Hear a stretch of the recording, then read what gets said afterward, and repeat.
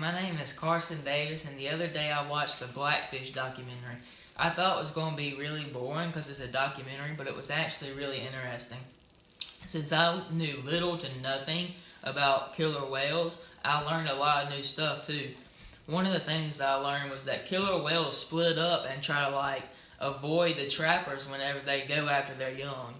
The main thing that surprised me about the documentary though was that killer whales aren't naturally aggressive in the wild.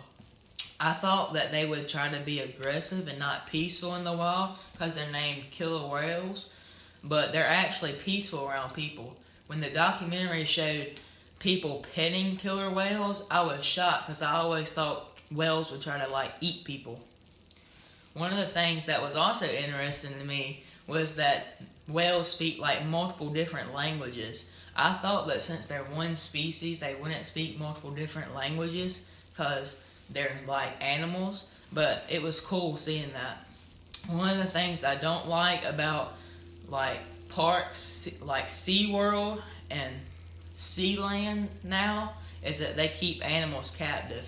In my opinion, keeping animals captive is like having them like slaves, and the abuse of them and bad treatment of them makes it even worse.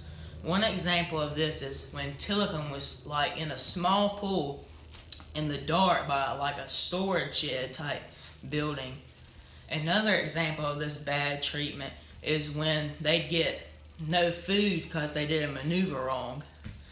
Even though all this bad treatment occurred, I still liked the film because it kind of opened my eyes to all of this. I love this documentary and I thought it was really interesting, and I would recommend it to anyone who wanted to watch something about animals.